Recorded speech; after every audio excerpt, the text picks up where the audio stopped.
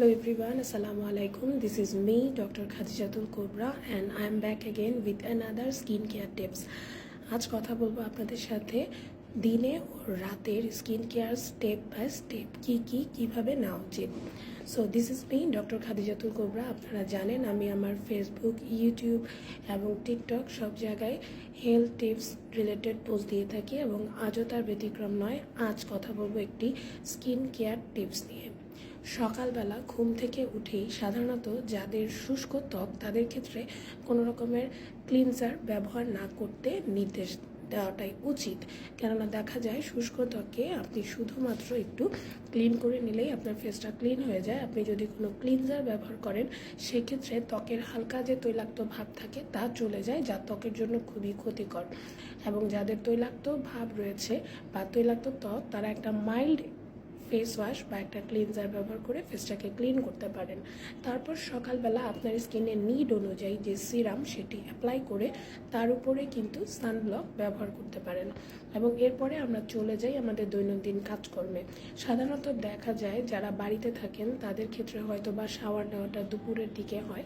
দুপুরবেলা যদি আপনি বাসায় থাকেন সেক্ষেত্রে শাওয়ার নেওয়ার পরে আপনি ময়শ্চারাইজার অ্যাপ্লাই করবেন। শাওয়ারে তো ফেসটা ক্লিন হবেই, ময়শ্চারাইজার অ্যাপ্লাই করার পরে আপনার স্কিনের নিড অনুযায়ী একটা সিরাম ব্যবহার করবেন এবং বাড়িতে থাকলেও ইউজুয়ালি কিন্তু সানব্লক ব্যবহার করা উচিত, কেননা দেখা যায় যে আমরা কিন্তু কিচেনে যেতে হচ্ছে আমাদেরকে বা বাড়িতেও অনেক রকমের লাইটস থাকছে, সো সেই ক্ষেত্রেও সানব্লক ব্যবহার করাটা উচিত।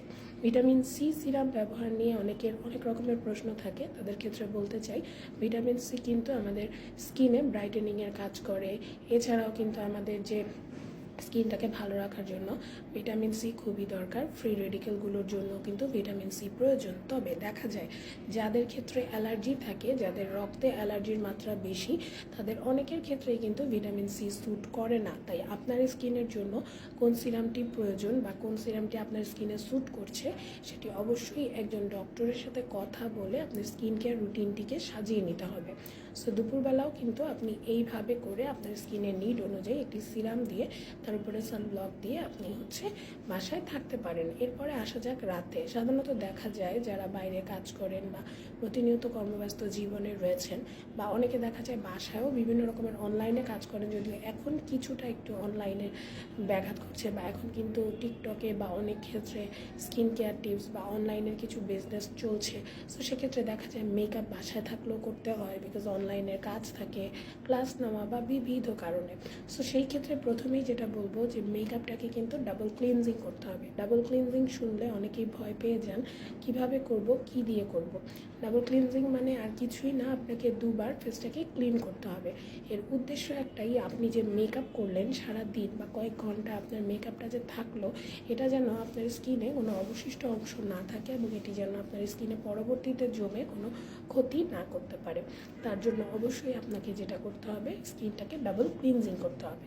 এরপরে আমরা ভিডিওতে অনেককেই দেখি যে অনেক বিউটি ব্লগারদেরকে দেখি তারা বিউটি টিপস দেয়। তারা যেটা করে যে টিস্যু দিয়ে মেকআপটাকে রিমুভ করে বা ক্লিন করে। টিস্যু দিয়ে মেকআপ রিমুভ করা স্কিনের জন্য খুবই খুবই খুবই ক্ষতিকর, কেননা দেখা যায় এর দরুন যে ফ্রিকশন বা যে ঘর্ষণ হয় তাতে কিন্তু স্কিনের এজিং ভাবটা চলে আসে, ত্বক হয়ে যায় রুক্ষ। তাই মোটেও টিস্যু ব্যবহার করা যাবে না।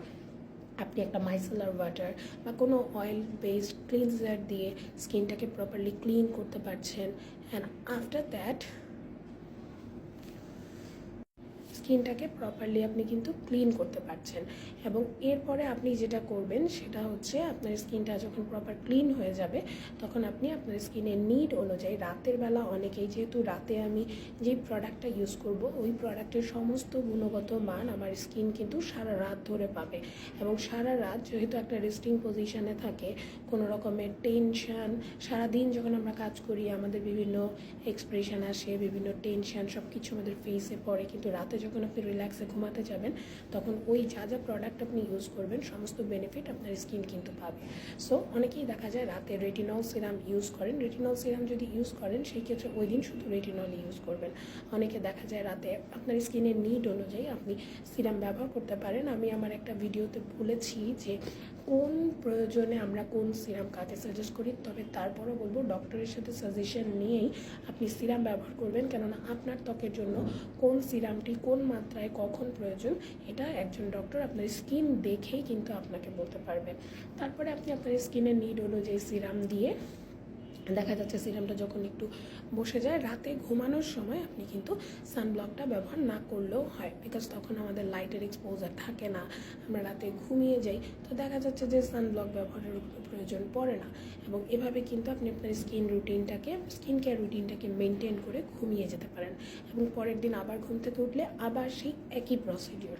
সো আজকে আমি স্টেপ বাই স্টেপ আলোচনা করলাম যে কিভাবে আমাদের ত্বকের যত্ন আমরা নিব এবং কিভাবে আমরা স্কিন কেয়ারটাকে মেনটেন করব স্টেপ বাই স্টেপ। যদি আমরা মেকআপও করি তারপরও আমরা কিভাবে স্কিন কেয়ারটা করতে পারি।